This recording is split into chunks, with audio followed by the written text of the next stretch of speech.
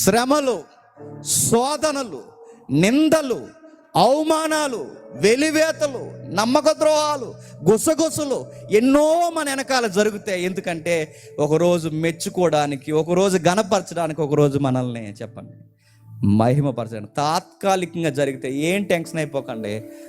మనం దేశించిన వాళ్ళందరూ ఒకరోజు మళ్ళీ మన దగ్గరకు వచ్చి తప్పు అయిపోయిందిరా, ఆ టైం కోసం ఎదురు చూడండి.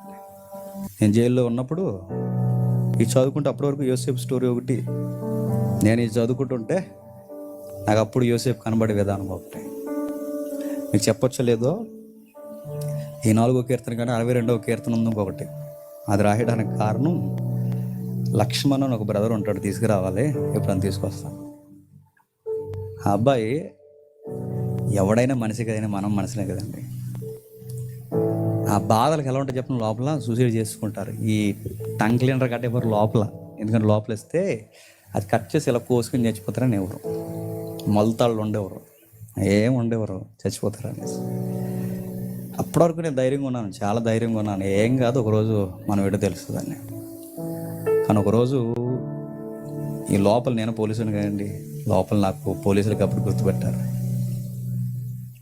సార్ స్టేట్మెంట్ ఏముంది సార్ అని అడిగాను. ఇప్పుడు జాన్ అని ఒక బ్రదర్ ఉంటాడు మాకు. ఇప్పుడు ప్రజెంట్ ఈ రావులపాలెం దగ్గర బ్రిడ్జి దగ్గర ఏదైనా ఊరు ఉంటుంది, జొన్నాడ సిద్ధాంతం పక్కన ఏదో స్టేషన్ ఉంది కదా, 4 స్టేషన్లో మొన్న వరకు రైటర్గా చేసేవాడు. ఇప్పుడు అమలాపురంలో చేస్తున్నాడు, ఈ డబ్బా రైటర్గా పని చేసేవాడు. వీడు వచ్చి అన్నాడు, అంతా బాగుంది కానీ ఇది తప్పు స్టేట్మెంటు, నీదే తప్పు అన్నట్టు రాశారా అన్నాడు. నేను అలా ఇవ్వలేదు స్టేట్మెంటు అన్నాను. అలాగే ఇచ్చేవరా అన్నారు. నాకు టెన్షన్ స్టార్ట్ అయింది. నాకు ఓపు ఎక్కడో ఉంది, నన్ను నేను ప్రూవ్ చేసుకోగలను. స్టేట్మెంట్ ఎప్పుడైతే తేడాగా పడ్డదనగానే నేను సురేష్ శ్రీకాంత్ నాకు చెప్పట్లేదు, ఎందుకంటే లోపల ఒంటరిగా ఉన్నాను, టెన్షన్ అయిపోతానని. ఇది ఫోన్ చేశాను లోపల నుంచి, ఒక ఆయన ఫోన్ తీసుకుని స్టేట్మెంట్ ఏదో తేడాగా వచ్చిందంటే ఒకసారి నాకు చూపించండి రా అని. అంటే ఎలా చూపించాలని అంటే, ఇదే నెంబర్కి వాట్సాప్ పెట్టండి, వీలైతే నేను చూస్తాను అంటే. ఆ జైలు అధికారి మా బ్యాచ్మెంట్ కనుక ఆయన కూడా పంపించారు, నేను చూశాను. అంతా రివర్స్ రాసి పంపించారండి స్టేట్మెంట్. మీరు నమ్మండి నమ్మకపోండి, ఆ రోజు నేను సూసైడ్ చేసుకుందాం అనుకున్నాను. మీరు నమ్మినా నమ్మకపో, ఆ రోజు ఖచ్చితంగా చేసుకుందాం. తెల్లారితే మా ఆవిడ బర్త్డే, అప్పుడు ఎంగేజ్మెంట్ అయ్యి 3వ రోజు 4వ రోజు అవుతుంది. ఇక ఎందుకంటే ఇంక ఈ నిందను నేను ప్రూవ్ చేయలేను. ఎలా ప్రూవ్ చేయగలను, ఏమని వివరించగలను? నా డిపార్ట్మెంటే నా మీద వ్యతిరేకంగా రాస్తే. అలా టైంలో ఈ అన్యుల కుర్రోడు ఉండేవాడు చూసాడండి, ఈ లక్ష్మణ్ అన్న కుర్రోడు. ఈ కుర్రోడు మీ బైబిల్ దేవుడు రోజు చెప్తున్నా కదా నాకు ఇక్కడ, నువ్వెలా కుంగిపోతావు ఏంటి, నీకు ఏం చదువుతాను చూడని, ఆడికి ఇలా ఏది తెరుతుందో ఆ కీర్తన చదివాడు అంటాడు. ఆ కీర్తన చదువుతుంటే అది నాతో మాట్లాడుతుంటుంది, ఈ 4వ కీర్తన కానీ 62వ కీర్తన కానీ. అందుకే ఆ పాట అంత బాగా వచ్చింది. అలా చదువుతుంటే అలా అనిపించేది అన్నమాట. నన్ను ఏదో అయిపోతా నాకు అర్థం. నాకు బయట ఉన్నప్పుడు ఈ బాధల్లో శ్రీకాంత్ దగ్గరగా పట్టుకుని ఉండేవాడు నన్ను. అలా ఒంటరిగా ఉండకుండా వీళ్ళిద్దరూ లోపల ఎవడు ఉంటాడు మనకు తోడు, ఈ లక్ష్మణ్ గడు ఉండేవాడు. కానీ తర్వాత డిసైడ్ అయినమాట, ఈ రోజు వద్దులే, రేపు చచ్చిపోదాం, రేపు ఈ రోజుకి వద్దు అనిపిస్తుంది కదా. ఎంతైనా మనసు వయసులో ఉన్నప్పుడు ఏదైనా భరించగలం, కానీ శీలాన్ని కూర్చుని ఎంత భరించడం కష్టమే. రేపు చచ్చిపోతానని వాయిదా వేసుకున్నాను, ఎందుకంటే రేపు బర్త్డేగా ఆ పాప వస్తుంది, ఎవరు మా మిస్సెస్ వస్తుంది, రేపు ఒకసారి దాని ముఖం చూసి చచ్చిపోదాన్ని డిసైడ్ అయ్యాను. వచ్చింది పాపం, ఎక్కడెక్కడ ఉంటుంటుందండి.